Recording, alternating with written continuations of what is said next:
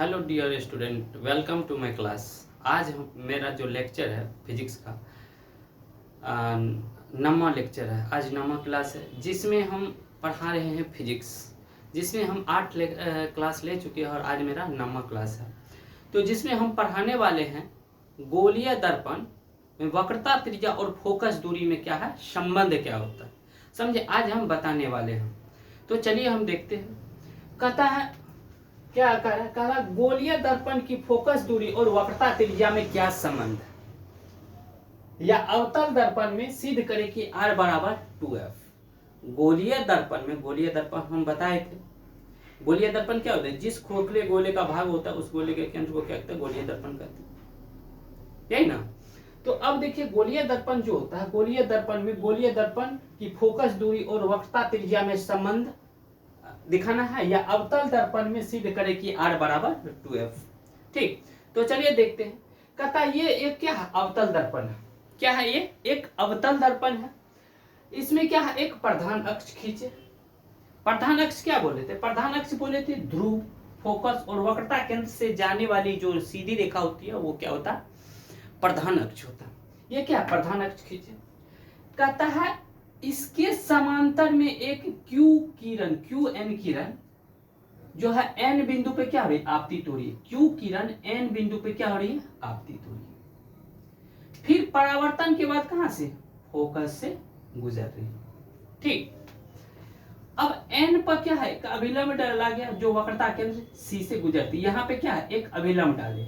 जैसे अभिलंब डाले तो दर्पण पर जो अभिलंब पड़ता है वो उसी रास्ते से क्या पता गुजर जाता है। तो जो एन पर क्या है, एक अभिलंब डाले जो वक्रता केंद्र सी से क्या कर रही है, गुजर रही है। ठीक, तो देखिए हमको क्या कहता है माना कि एम एम डैश क्या है, एक अवतल दर्पण है। क्या है, एम और एम डैश क्या है, एक अवतल दर्पण है।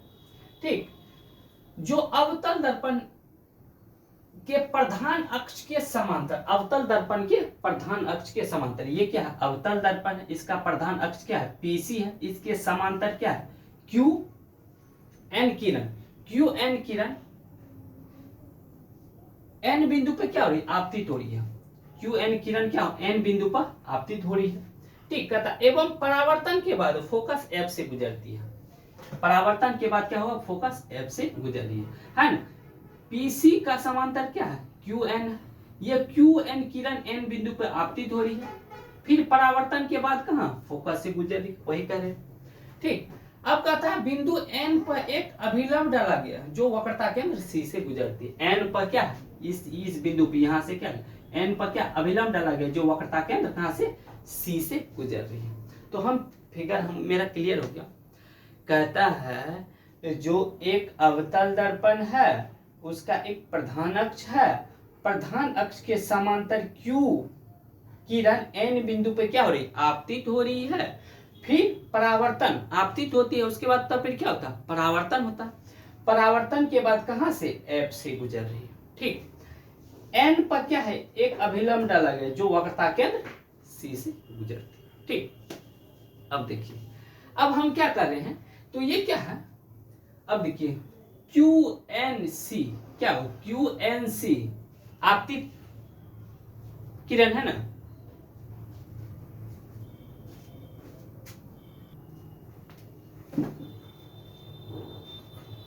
अब देखिए क्यू एन सी क्या है, आपतन कोण है, कोण आई। यहां पे देखिए लिखे कोण क्यू एन सी बराबर आपतन कोण बराबर आई। फिर क्या करा, कोण सी एन और एफ, कोण सी एन और एफ क्या है, परावर्तन कोण है, कोण आर। यहां पे लिखे हैं कोण सी एन एफ बराबर परावर्तन कोण आर। क्या, क्यू एन सी बराबर आपतन कोण बराबर आई, कोण सी एन एफ बराबर परावर्तन कोण बराबर कोण आर। बीच वाला जो होता है वही होता है ना। तो बीच वाला एन है, एन है, ये क्या किरण है, कौन है, ये कौन आई, ये क्या है, कौन आर। तो आपतन कौन आई, परावर्तन कौन आर। अब दूरी क्या हो गया, एफ। ये क्या हो गया, एफ। ये क्या हो गया, एफ हो गया। कहता है फोकस दूरी क्या हो जाता है, एफ हो जाता है। यहां से यहां तक का मान के चले एफ, फोकस दूरी एफ हो गया। ठीक, फोकस दूरी क्या हो गया, एफ हो गया। ठीक, अब कहता है वक्रता त्रिज्या पीसी है, वक्रता त्रिज्या पीसी, ये क्या होगा पीसी। अब त्रिज्या क्या होता है, ये होता है ना, ये त्रिज्या, तो पीसी क्या हो गया, ये हो गया, ये क्या हो गया वक्रता त्रिज्या, ये मान के चलिए ये आ है। ठीक, ये क्या है वक्रता त्रिज्या है। तो कहता है सिद्ध करना है कि एफ बराबर r/2, ये एफ जो होता है वक्रता त्रिज्या के क्या होती है आधी, ये एफ जो होती है वो वक्रता त्रिज्या के आधी। तो ये सिद्ध करना है एफ r/2 सिद्ध करना। ठीक, यही सिद्ध करना है ना। तो क्या कहता है परावर्तन के नियम से, जो परावर्तन के नियम से, तो क्या आपतन कोण, कोण आई बराबर कोण आर, QNC बराबर कोण क्या होता है कोण CNF, कोण आई कोण QNC बराबर कोण CNF है, कोण QNC बराबर कोण CNF। क्या ये दोनों क्या बराबर है, कोण आई बराबर कोण आर है, ये क्या है कोण आई बराबर कोण आर है, कोण QNC बराबर कोण CNF, ये बराबर है। ठीक, परावर्तन के नियम से। तो पहला समीकरण इसको मान लिया कोण आई बराबर कोण आर।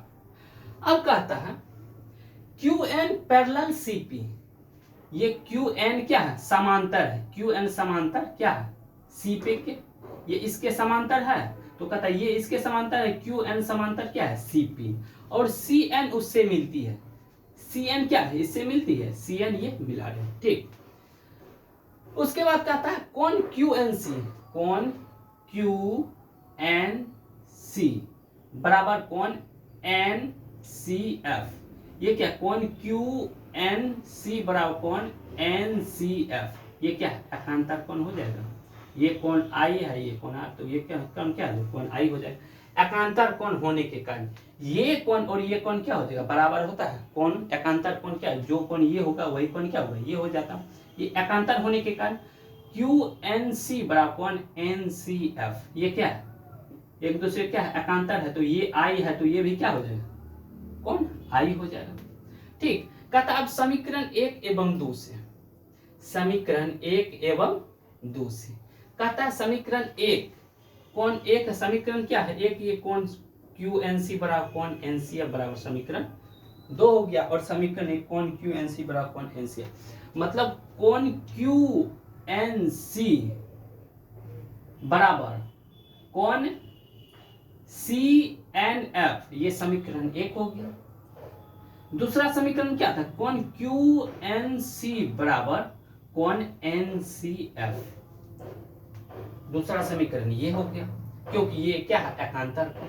अब दोनों कोण समीकरण 1 और समीकरण 2 को लेके चल रहे हैं, तो कहता है समीकरण 1 एवं 2 से, तो कोण CNF बराबर कोण NCF, कोण CNF मतलब लेफ्ट हैंड साइड बराबर है QNC, ये दोनों बराबर है। देखिए ये और ये लेफ्ट हैंड साइड बराबर है, तो राइट हैंड साइड क्या करते हैं बराबर कर देते हैं। कोण QNC बराबर आई, यहाँ पे भी है कोण QNC बराबर क्या हो गया आई है, तो दोनों साइड क्या है, इस साइड क्या है लेफ्ट हैंड साइड क्या है बराबर है, QNC इधर भी है QNC इधर भी है, तो राइट हैंड साइड क्या करते बराबर कर देते, कोण QNC बराबर कोण NCF। क्यों, कोण QNC बराबर कोण NCF, कोण QNC बराबर कोण NCF। ठीक, तो कहता एक ही आधार तल पर बराबर कोण बनाने वाली भुजा क्या होती है बराबर होती है। क्यों हो गया, क्योंकि एक ही आधार तल पर बराबर कोण बनाने वाली भुजा क्या होती है बराबर, कोण CNF, ये CNF बराबर NCF, कोण CNF बराबर कोण NCF, दोनों क्या एक ही कोण CNF ये भुजा, कोण NCF ये भुजा, ये दोनों एक ही आधार तल, ये आधार तल है ये आधार है, ये एक ही आधार तल बराबर कोण, ये कोण है ये कोण बराबर है, तो ये कोण क्या हो गया बराबर नहीं हो जाएगा। तो वही कह रहे हैं एक ही आधार तल पर बराबर कोण बनाने वाली भुजा क्या होती है बराबर होती है। एक ही आधार तल पर क्या होगा, कोण आई और कोण आर, एक ही आधार तल पर बराबर कोण बनाने वाली भुजा क्या होती, बराबर होती है। बराबर कोण आई बराबर कोण आर है, क्योंकि कोण आई और कोण आई ये बराबर है, तो ये कोण क्या होगा, बराबर ना हो जाएगा, हो जाएगा ना। तो एक ही आधार तल पर ये और ये क्या, एक ही आधार तल पर, एक ही आधार तल पर बराबर कोण बनाने वाली भुजा क्या होती, बराबर होती। इसलिए क्या होगा, कोण क्या हो गया, CNF ये कोण, और कोण NCF ये क्या कर दी, बराबर कर दी। एक ही आधार तल पर बराबर कोण बनाने वाली भुजा बराबर होती, ठीक। अब कहता है त्रिभुज NCF, त्रिभुज NCF, अब कौन सा, ये त्रिभुज ले रहे, ये त्रिभुज कोण NCF, कोण NCF ये क्या है, एक त्रिभुज है। कौन सा त्रिभुज है, ये समद्विबाहु, मतलब जिसमें सम मतलब बराबर, दो मतलब दो भुजा, दो भुजा इसमें क्या बराबर है, तो इसलिए क्या कहते हैं, समद्विबाहु त्रिभुज। तो NCF त्रिभुज NCF क्या, एक समद्विबाहु त्रिभुज है, ठीक। समद्विबाहु त्रिभुज में दो भुजा क्या होता है, बराबर हो जाता, तो क्या हो जाएगा, ये भुजा और ये भुजा क्या हो गया, बराबर हो जाएगा। NF किसके बराबर, CF के बराबर होता है। समद्विबाहु मतलब कम से कम कितना, दो भुजा क्या होना चाहिए, बराबर होना चाहिए। समद्विबाहु मतलब दो भुजा बराबर, कौन कौन सा, ये भुजा CF और NF, या NF या CF ये दो भुजा क्या बराबर है, क्या समीकरण ये 3 हो गया। कहता यदि n p के निकट हो, यदि n क्या होगा, p के क्या होगा, बहुत निकट हो, तो क्या हो जाएगा, NF किसके बराबर, PF के बराबर हो जाएगा। यदि कहता है यहाँ से यहाँ तक का लंब डालोगे तो क्या हो गया, NF, यदि n क्या हो गया, p के क्या होगा, बहुत निकट है, इसलिए NF किसके बराबर, PF के बराबर हो जाएगा। NF NP के निकट है, तो NF क्या, NP के निकट हुआ है, तो NF क्या हो गया, CF के बराबर हो जाएगा। यदि NP के निकट है तो ये भुजा ये NF, यदि NF किसके, PF के बराबर है, तो क्या हो जाएगा, NF किसके बराबर, ये इसके बराबर हो जाएगा। ये भुजा बराबर है, तो ये भुजा क्या बराबर ना हो जाएगा। NF किसके, PF के बराबर है, तो NF किसके, CF के बराबर ना हो जाएगा। तो लिखिए है NF बराबर क्या है, CF, ये समीकरण 4 हो गया। समीकरण 3 एवं 4 से PF बराबर FC, PF बराबर क्या हो गया, FC ना हो गया। ये भुजा बराबर है, तो ये भुजा और ये भुजा बराबर ना होगा, क्योंकि ये भुजा बराबर था। अब क्या है, ये भुजा और ये भुजा क्या होगा, बराबर कर दिए, क्योंकि NP के बहुत निकट है, तो इसलिए NF क्या PF के बराबर हो जाएगा। ये भुजा बराबर हो गया, तब इसको और इसको क्या किया, बराबर कर दिए, तो क्या PF बराबर क्या हो गया, PF बराबर क्या हो गया, FC हो गया। तो F बराबर क्या हो जाएगा, ये F बराबर क्या हो जाएगा, PC बटा क्या हो जाएगा, 2 हो जाएगा। PC बटा इसका आधा है ना, यदि F क्या होगा, PC का क्या मध्य बिंदु है, F क्या PC का मध्य बिंदु क्या है, F है, इसलिए F बराबर PC बटा क्या हो जाएगा, 2 हो जाएगा। F बराबर PC बटा 2, F बराबर F क्या है, PF यही है ना, PF क्या होगा, PC बटा क्या हो जाएगा, आधा हो जाएगा। इसका क्या है, ये आधा है ना, तो इसलिए क्या होगा, PF बराबर PC बटा क्या हो जाएगा, 2 कर दिए, तो PF क्या हो जाएगा, F और PC क्या हो जाएगा, R हो जाएगा। अब R बटा 2 हो जाएगा, R बराबर क्या होगा, 2F। तो ये प्रूफ हो गया, समझे। तो ये बहुत इंपॉर्टेंट है, समझे। तो इसको क्या कीजिए, नोट बना लीजिएगा। अभी तो हम स्टार्टिंग से ही फिजिक्स शुरू किए हैं, स्टार्टिंग से आप लोग नोट्स बना लीजिए। बहुत बेहतरीन तरीका से नोट्स बनवा देंगे आप लोग को, पूरा A to Z, जितना 10th क्लास 10th में फिजिक्स पढ़ना है उतना हम पढ़ाएंगे, समझे। तो इसलिए आप लोग टेंशन नहीं लेना है।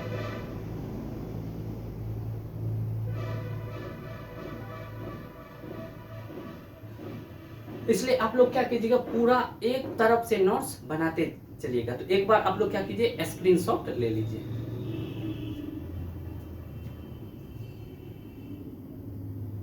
ले लिए, चलिए ठीक है। तो इसी के साथ हम क्या करते हैं, आज का क्लास हम क्या कर रहे हैं, खत्म कर रहे हैं। और आप लोग चैनल को सब्सक्राइब जरूर कीजिए, लाइक कीजिए, शेयर कीजिए और वीडियो देखते रहिए। Thank you.